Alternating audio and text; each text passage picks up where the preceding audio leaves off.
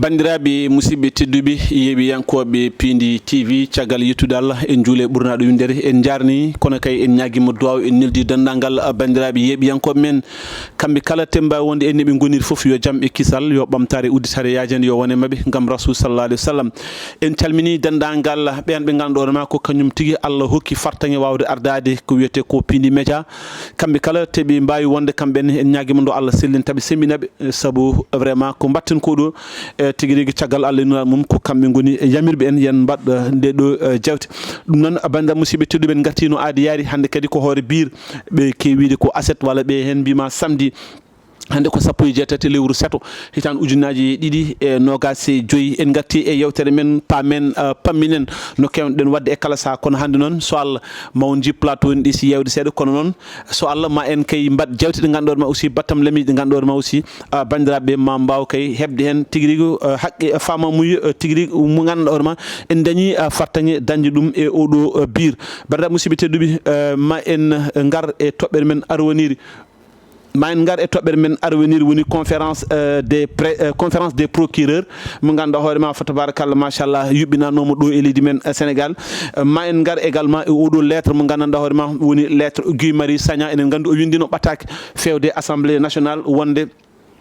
oɗo mo ganduɗo ma miɗino wonde hoorejo leydi e Sénégal beele tigui rigui ene wawa vraiment ƴeewede par ce que ko trahison tigui woni ko waɗi e nder leydi men Sénégal kono on ɗon ɓattaki elle wattidaki vraiment notede no hannirta ni kono kay ma en gar e situation Côte d'Ivoire enen gandi Côte d'Ivoire aussi nen e situation ji vraiment hande e oɗo saaha enen gandi hooreɓe leydi hoorejo leydi o e ɓe ganduɗo ma kañumen goni ƴamoɓe lefol laamu Côte d'Ivoire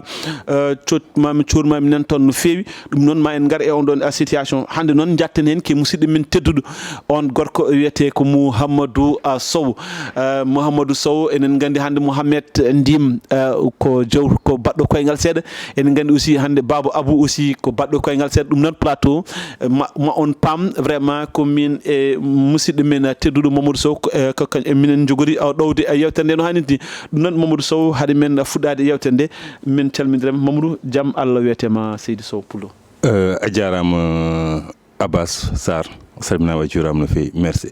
alhamdulillah e salminde kadi aussi bandiraɓe toɓe goni e toɓe goniri kamɓe goni hettotoɓe meɗen kamɓe goni aussi yimɓe meɗen toɓe goni e toɓe goniri foof par ce que aussi aɓena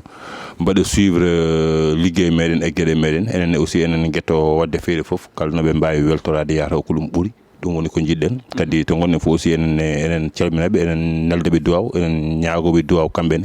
ko duwawuji mabɓe aussi hawna e holko ɓeydata e meɗen no fewi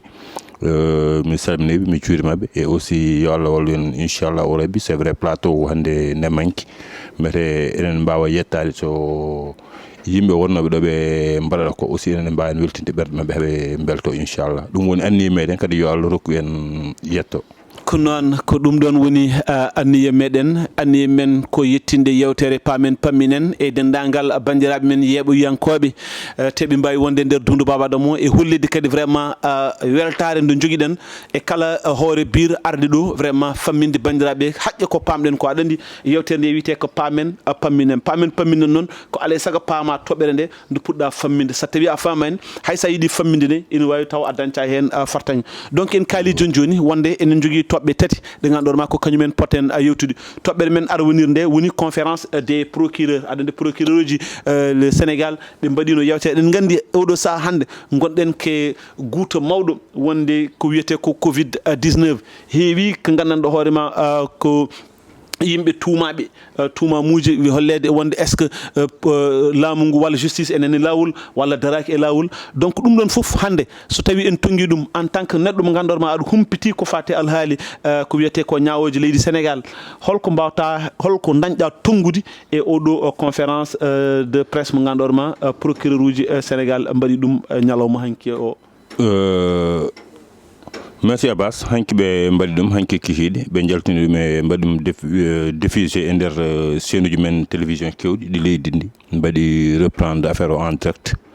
bon ko weltare hen banggue goro parce que ko adi fof ken ɓesgu Sénégal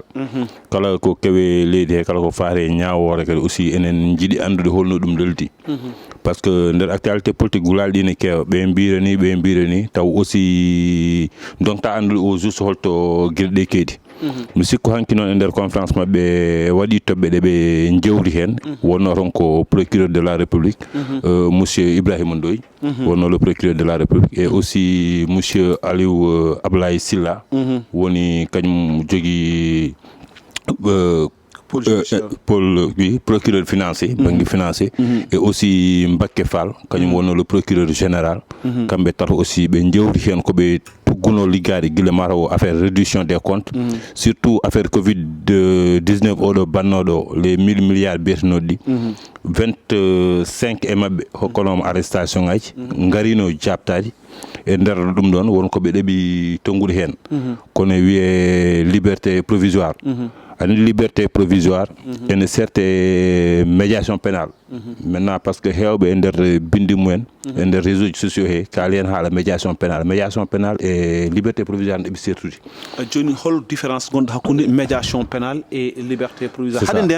haade men arde nden ɗon toɓɓere d' abord il faut que pammina min holko foti wonde darde procureur général et procureur uji ɗi ganduɗa hoorema ko parquet financier kam e procureur mo ganduɗa hoorema ko le procureur secondaire holko mbawɗa haalande min e ɓen ɗon ha goto yimɓe paama goto mabɓe fof holko foti wonde darde mum e nder leydi Sénégal. Kamɓe procureur uji fof kam fof ɓe koɓe magistrat ji no magistrat ji siège jooɗi ni sa nani magistrat de siège woni ñawowo on ɓe mbiyatamo ko magistrat de siège ɗum tawini hen saji aɓe guindiramo magistrat assis magistrature assis woni jooɗiɗo kanko ñawowo ummata o jooɗoto mais sa nani magistrat debo woni avocat walla goɗɗum ɓen fof ko magistrat ji mais ene waɗi fannuji mabɓe procureur de la république noon kamɓe mbaɗi rattaché koye ministère public ministère public jeeyi ɗum ko leydi ndi ɓen ko fonctionnaire uji mais ko ɓe magistrat ji en même temps mais ɓe kenna ko banggue kala ko ganduɗa hoorema ene memi gueɗe ɗe jaadani leydi kamɓe mbaɗa défendre neɗɗo kamɓe mbaɗa défendre citoyen kamɓe mbaɗa défendre leydi kamɓe koɓe keedi tan ko kala kono yaara e ordre public et mœurs e ɓe keedani tan ko banggue kala ko fate pénal kamɓe keedata toon kamɓe goni ɓe wiyoɓe feere foof yo waɗe ha jomum ɓaade waɗi une infraction pénal yo wolko fawa e muɗum kamɓe ɓe gona magistrat assis wona kamɓe ñawata mais ko kamɓe mbaɗata enquête kamɓe mbaɗata défendre leydi kamɓe mbaɗa défendre hay citoyen joni so a wadde citoyen goɗɗo ene toñma ko toñma ko crime walla délit kamɓe procureur ɓe tini ɗum kamɓe keedata banggue ma par ce que ɓe keediti ko banggue ma par ce que oya waɗi hunde nde forani wonde lawol donc il faut wooda ko fawa e makko par ce que kulɗe wi ko kala kon mbaɗɗa gueɗe ɗe pewani ene yamira sanction ngaji yo mbaɗe e dow ma pawe e dow ma ɗum woni wonde procureur sa nani procureur ko on banggue woni kamɓe ko parquet ɓe keedi koye parquet ɓe keedi koye ministre public koye nder suudu heɓe jeeya maintenant ko nanta procureur général procureur spécial procureur de la république kañum fof ɗi pawi koye fannu suudu ndi ɓe goni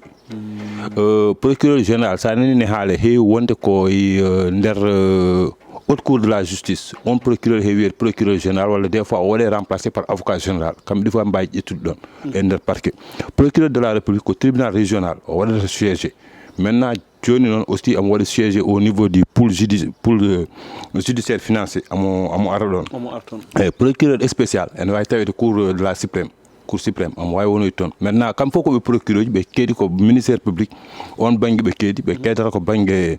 défense kala ko fewani kamɓe mbaɗata défendre ɓe keedi koye laamu en même temps aussi ɓe mbaɗa défendre hay citoyen mo ganduɗa hoorema ko toñaɗo ok d' accord donc kamɓe ɓe keedani tan ko to gandanɗa hoorema toon woni to laamu ɓurɗo hedde donc sa nani laamu noon ko leydi Sénégal foof woni laamu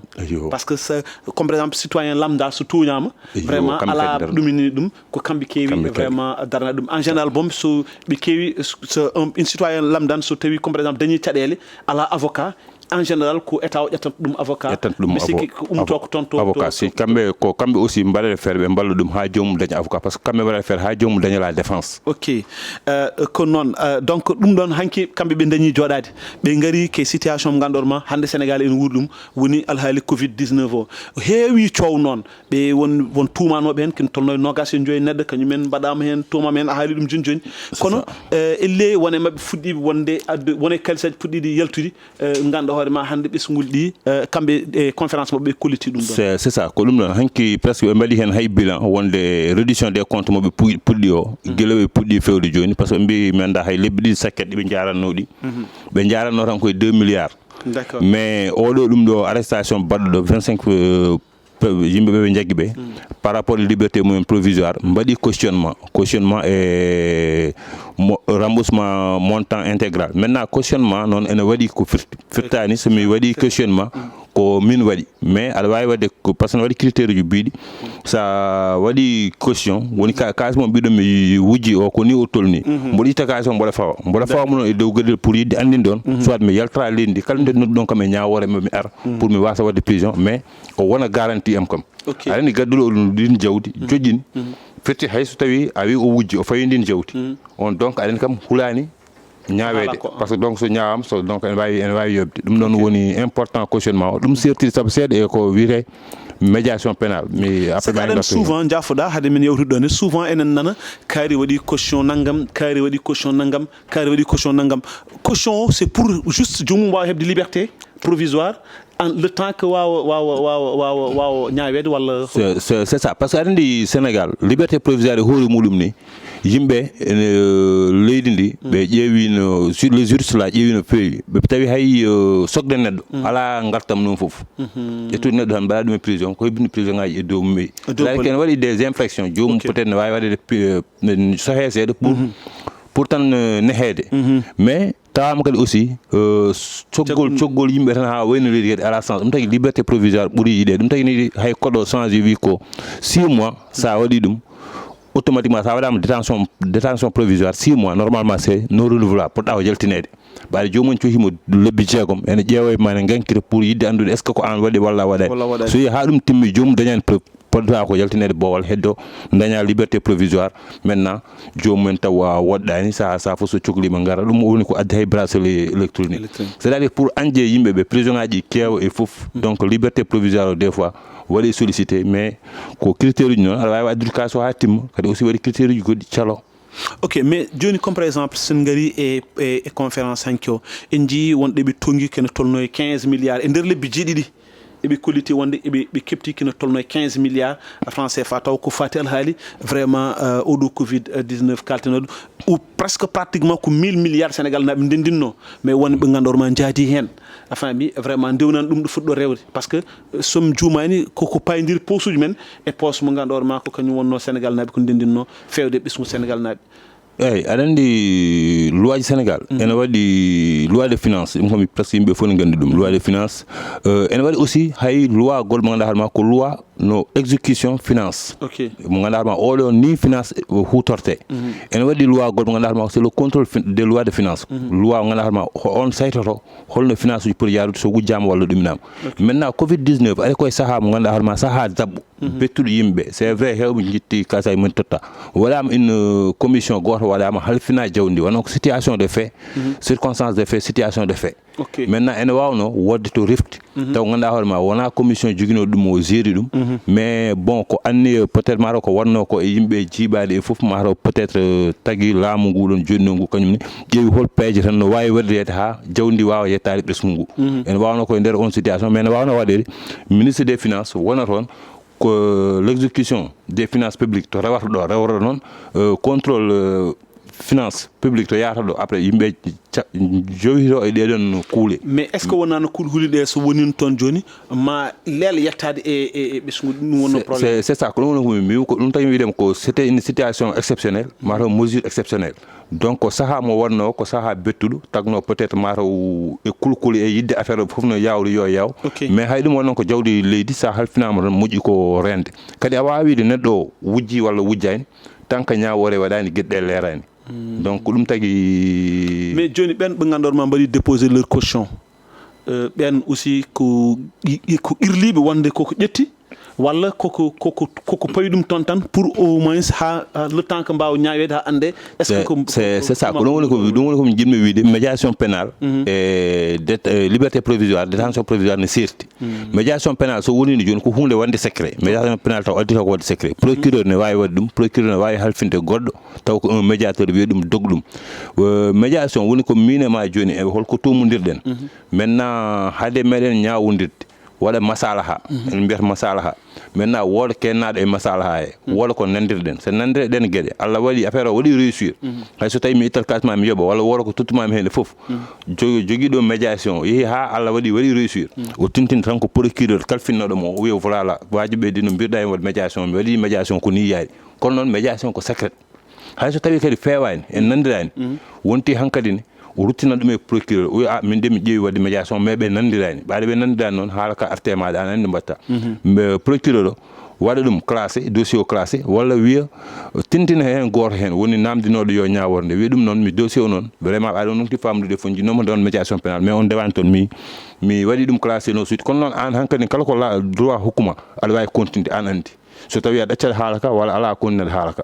joni comme par exemple mais noon ko saɗa continuer haalaka noon ko waɗa e nder médiation pénal ko fof ko secret hay hunde hen a yahata to ñaworto ko doga ga e masallaji ko aɗa haaltoya ɗum toon wona an wona mo badduɗa o wona minen et dans ce cas de figure holko saabi joni comme par exemple yimɓe waɗoɓe cautionné ili men en jaltine mbiya wonde kaari waɗi nangam ɗum woni mbimi ko liberté provisoire ɗum tagi noon andi yimɓe hewɓe ne binda ne mbiya wajiɓe nana mbaɗa médiation pénale nana jooɓa mais liberté provisoire woni ko assurance woni cautionnement woni joni ɓaade onon mbiya mi wujji tellement mboɗo jogui tellement walla bande men ndenni tellement amin pawa e tabal mi yiɗa wonde nder prison to ɓurnimi ko min ɗaccon kam mi yahi ha joom wona e leydi mais caution o nani ko ɗum mbiɗon kam mi wujji mais sen ñawodiri on jeeyi gonga kalis mon nani en ñawodiri on jeeyani gonga tottiron kam jawdam minni ko lawol hokkimi waɗa e moɗon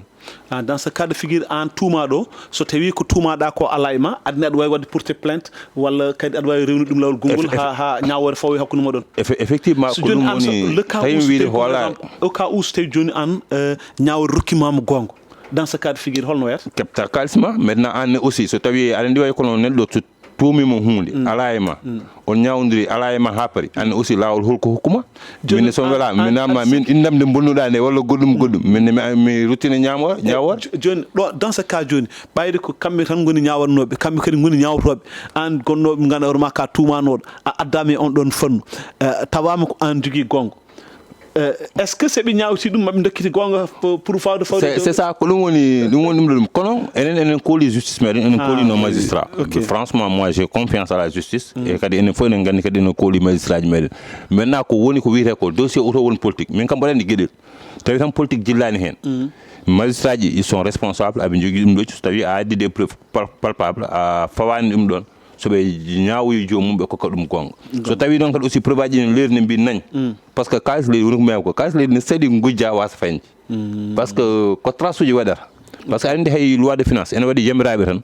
kañ men kedi tan ko phase administratif kedi tan ko phase de windude o kalis ne fori yaltu wala o kalis ne fori nadi wala gulum mais même ta kaliso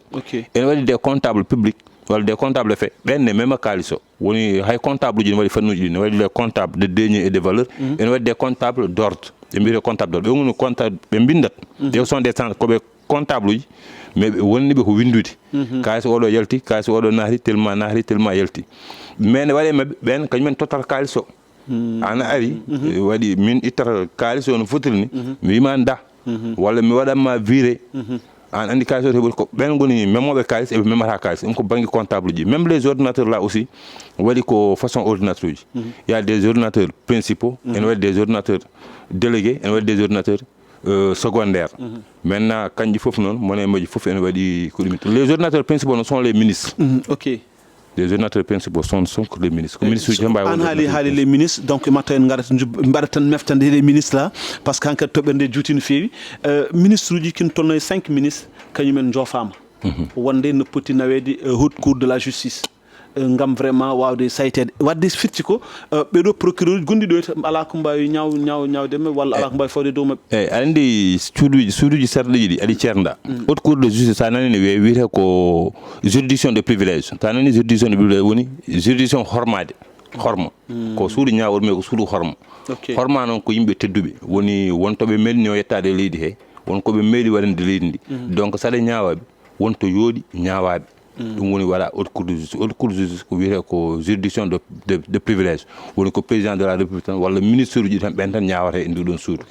won noon ko horma suudu ɗum tawi mbiya ɗum ko suudu ñaawol mais ko suudu horma eyyi maintenant kadi aussi ne waɗi no ɓe mbaɗiri dégagé holno joomum ñaawirte maintenant le président de la république woni ko wiya ko illa e nder dans l'exercice de ses fonctions o waɗa hen commettre des actes en cas de haute trahison noon nde o ñaawe mais les ministres là so tawi aussi yiyama o faute de haute trahison kamɓene aussi watte ko mise en accusation nawe assemblée o vote au 3/5 woni scrutin o noon c'est secret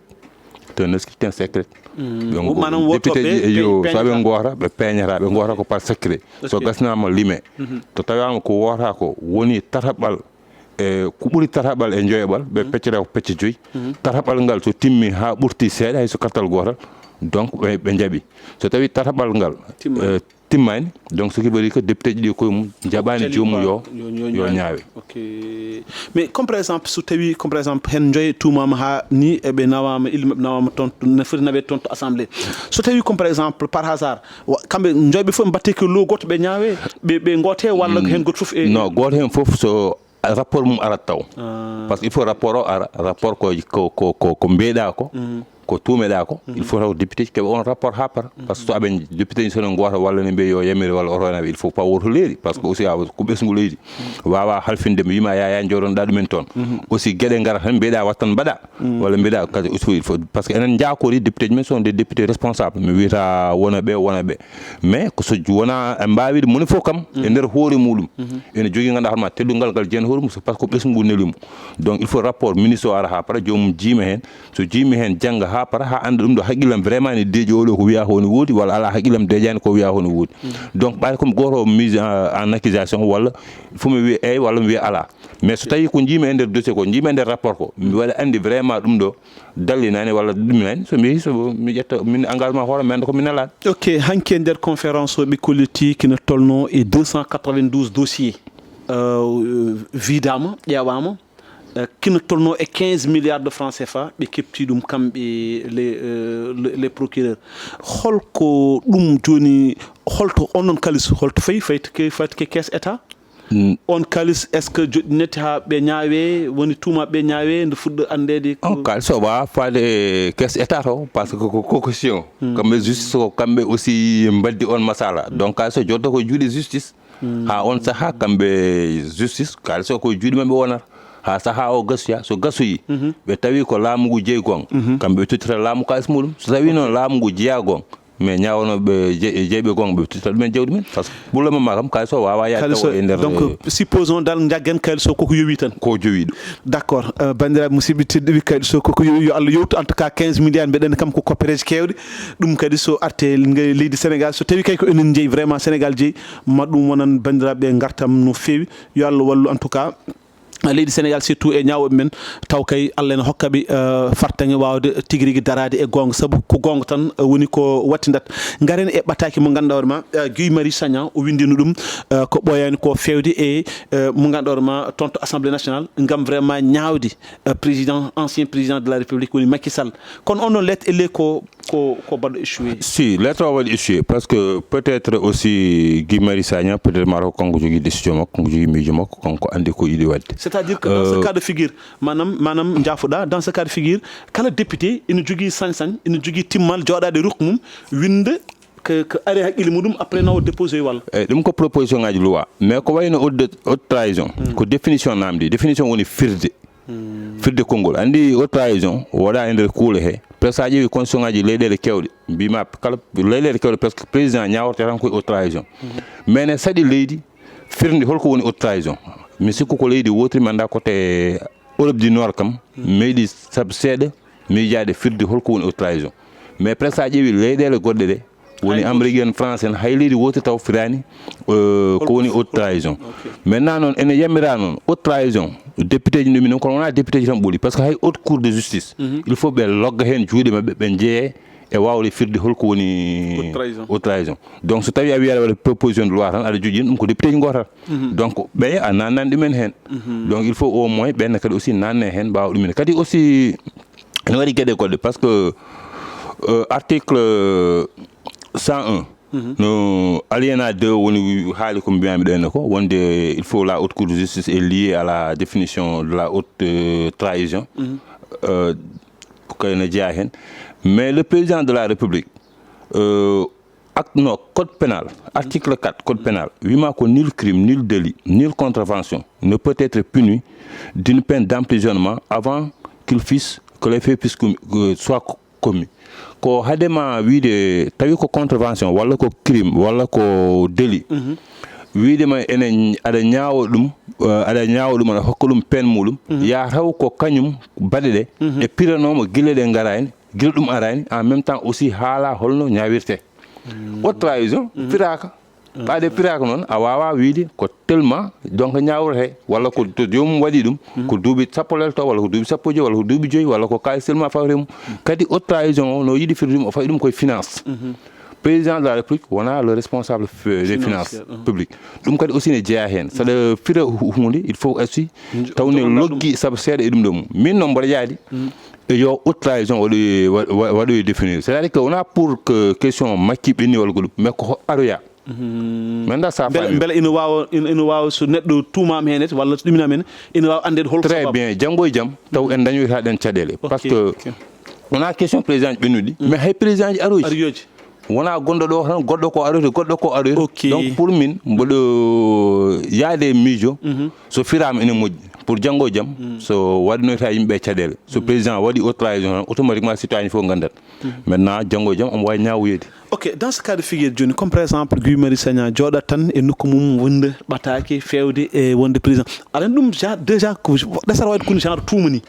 mais on tuuma joni comme holko foti wonde walla est ce que président de l'ancien président en jogui droit wadde répliquer e on ɗum bon mi sikku ayi ne waɗi gueɗe kadi aussi gueɗe responsabilité e gueɗe aussi neɗɗagal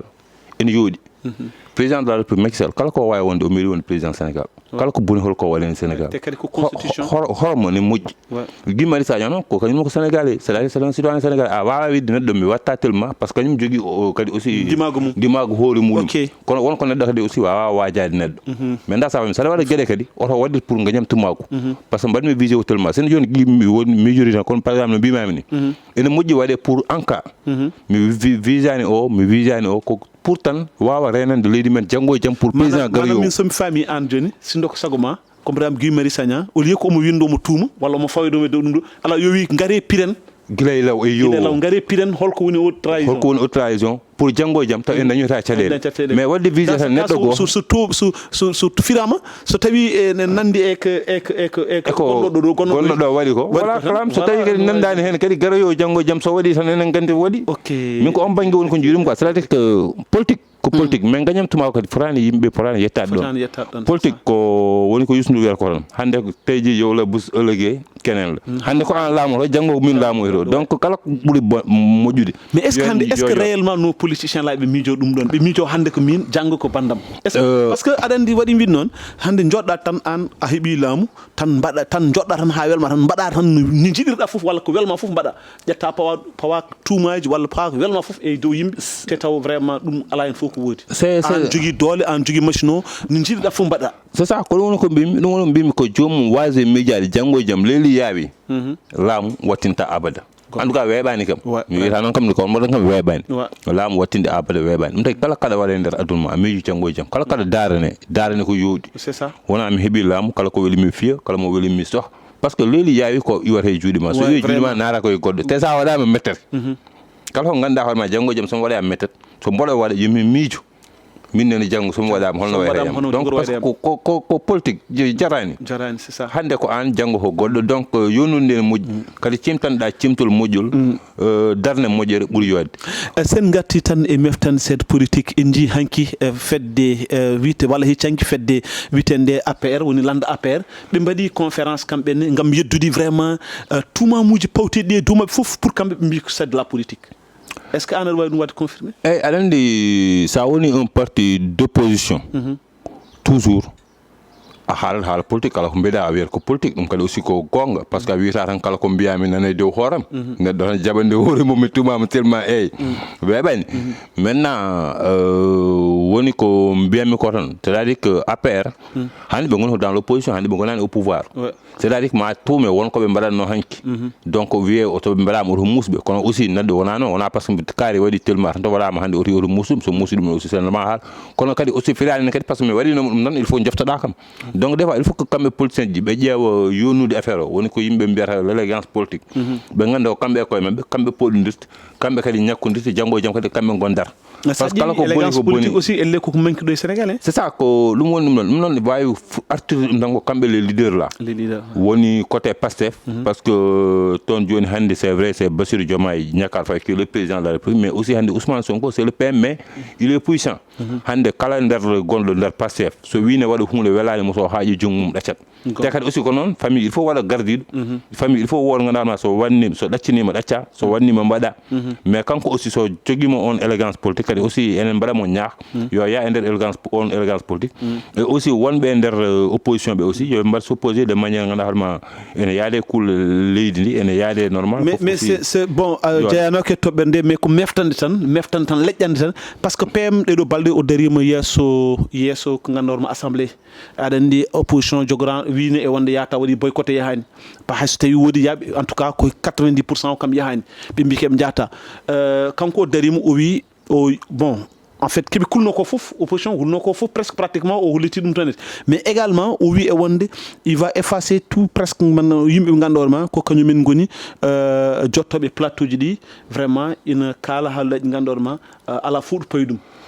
eyi c'est ça andi laamu kala laamiɗo ene waɗa kono lamminma mais sa tara ko lamminma ko heeɓi libdema par ce que o waɗi ko fausse nouvelle o nani ɗum ko vers les chroniqueurs et les journalistes voilà mais oto yejit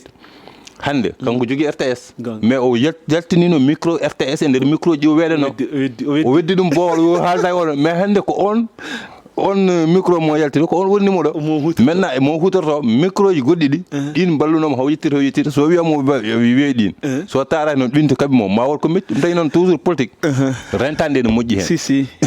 ko lamminma hanki ko ene mbawi libdema hande tawi ko lamminma hanki ko hande a wi ɗumen woni gueɗe aussi mi sikku sa ardima il faut jaɓa wiyede jaɓa yaafade jaɓa ɗuminde maintenant noon c'est vrai yimɓe sone kala yo gandu to kaaɗi surtout sa yiiɗi gollude ayi leydi sa yiiɗi hen gollude gollal baɗgal fayida a rumtoto ko heewi par ce que sa rumtaki ko heewi tan senenaki a wawa yaadinde e jaabade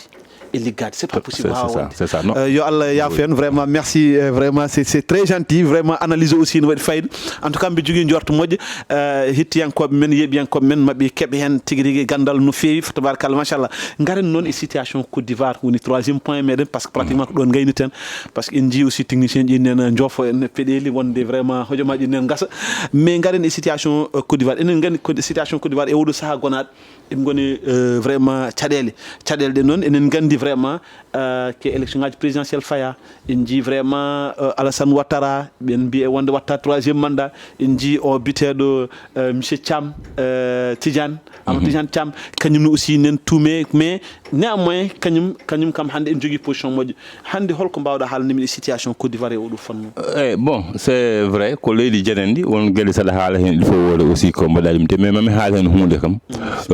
Alassane Ouattara mi sikkoni est ce que wona 4e mandat ni o wone wadde préparé ko 4e mandat je pense 3e mandat mi sikko waɗi kono andi aussi kadi haalde e constitution janano ko jomumen citoyen ɗin jogui constitution men kañumen gotata constitution men a wawi wiide jomumen mbaɗe limité à 2 mandats bon Sénégal alhamdulillah rabbil alamin yimɓe kaɓama ha hankadi waɗi limité à 2 mandats maintenant Côte d'Ivoire so tawi limitation de mandat waɗani ɗum kadi aussi ala ko mbaɗa wiide mata neɗɗo feldata hen Alassane Ouattara ko gueɗel woni banggue ɗiɗi neɗɗo feldatamo hen woni limitation ɗi mandat e affaire Amadou Tidiane Thiam pourquoi neɗɗo feldamo ɗen gueɗe ɗiɗi par ce que kanko waɗino saaha ko wiye ko hande ko Amadou Tidiane Thiam wiyete ko kanko meeɗino wiide ɗum donc wiyno ko wonano ivoirien donc o wonta candidat et alors avec tout pourtant yimɓe aduna o haɓama ha yimɓe leydi mabɓe kaɓama ha Allah waɗi o joɗima e jappere donc hande Amadou Tidiane Thiam oɗon so wiyama noon ko hunde nde o wiyatno mi sikko hunde yohonde arta fulani mbawa ɗon par ce que min gommi ko gueɗel gotel neɗɗo kala to jibina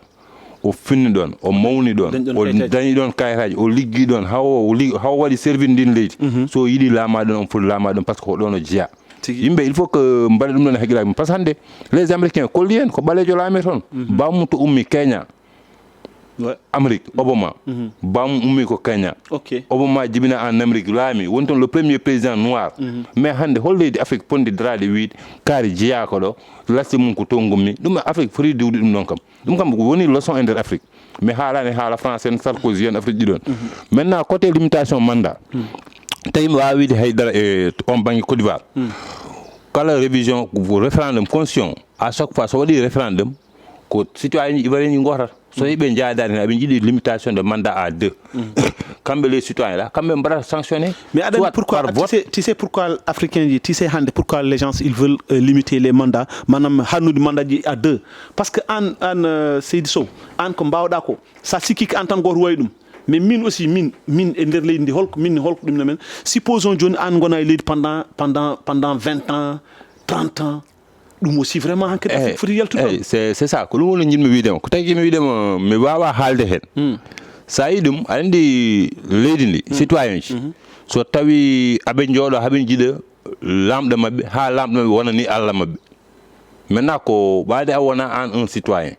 a anda citoyen ji holko jiiri laamu ngu walla holko jiɗiri laamu ngu walla holko tagi jiiɗa joomum yo yaa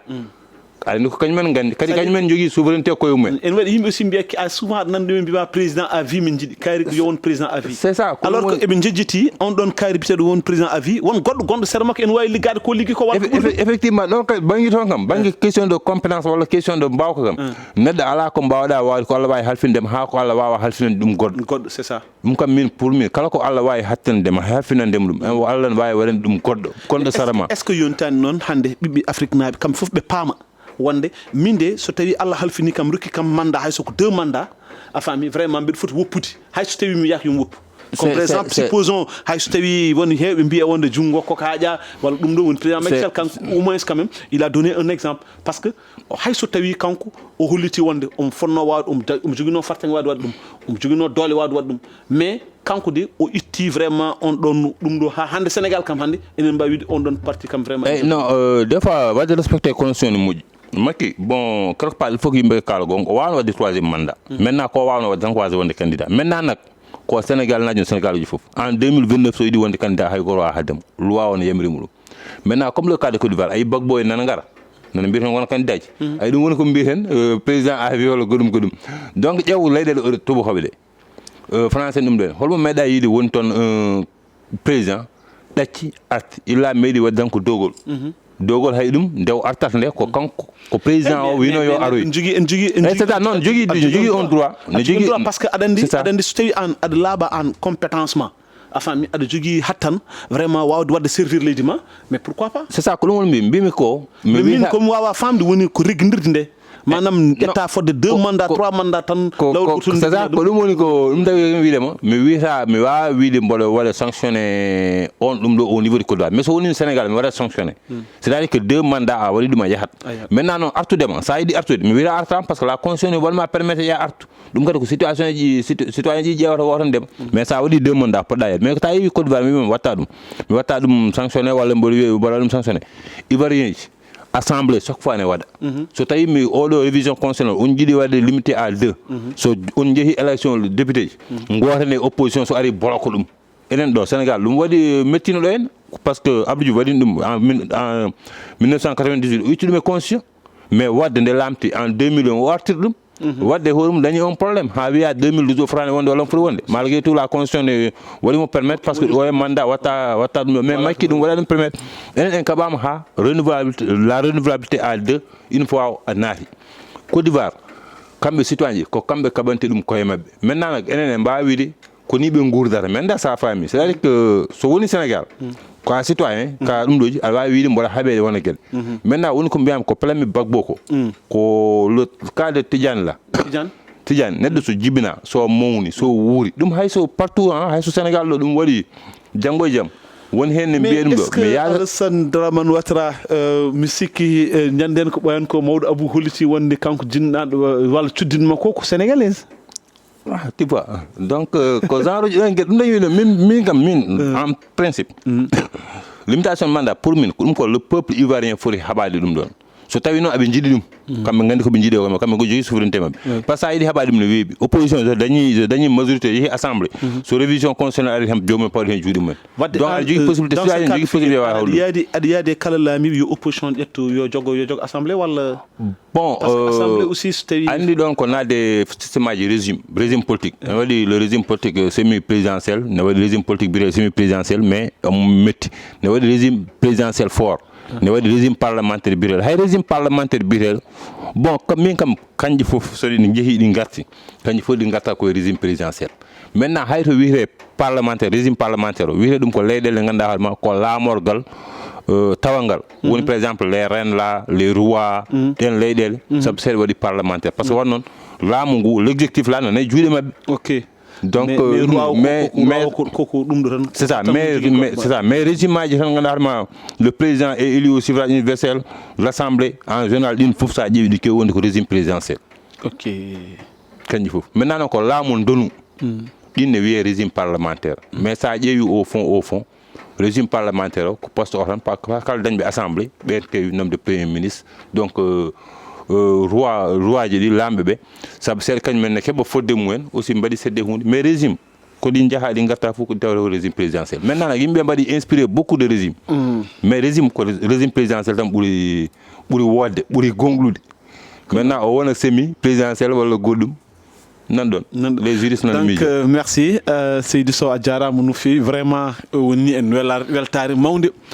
kadi jokkondirde ma wonni en kadi weltare andude aussi vraiment hakke gandal ma to yaari e odo fannu dum non kadi vraiment ko dum weltare mawde wonande Pindi TV ko weltare mawde wonande aussi yebiyankobe meden kongol ma battindingol Mamadou Sow go adale yafnade tan kala hen ko ñawi aussi ande ko commune maro peut-être won to yidde no burno don yidde no burno don mbo yinno wadi ko burdum ko yinno haalde ko burdum taw ko aussi ne regi ne rewi lawol kadi yimbe ne daña hen naftore kala kadi aussi ko fewi hen ko to Allah umori kadi aussi Abbas asalminama juram e banda men aussi hettribe fo kambe fo aussi mi nyaagi mabbe yafuye kalto nyawi hen e be ganda ko innama aade way non d'accord kadi Allah ho mojjo hawna plus que enen jaha plus que aussi ne beydo burde walde burde labde e kadi aussi Allah ne beydo hokkude kattan e cellal e kisal wawde rendude mabbe hagilantagal meden ko non Seydi Sow ko yettode nde woni ko manki fewde kono kam gollal ngal e halaka tabarakallah machallah ko yettude Allah tigri vraiment en tout cas woni ngartam mawdam parce que wonko andaka andano won kadi ko ganduda hoorema no wawi tawma bisnguli men di beydo andudum dum non Seydi Sow min jarnima e inde vraiment gollargal ngal kadi e wi tan inchallah ken jokkobe golle so Allah lamdo jabi inchallah e kala saha ma en gardu yewtide bandaabe hollide wonde kala tobe do cubodden ko wiete ko pamenen inchallah kala ko dañen en famdu ma en gaddu dum bela bandaabe aussi ina naftoro ina bawa famdum banda musibe teddubi gasi halabi cer émission mon pamenen ha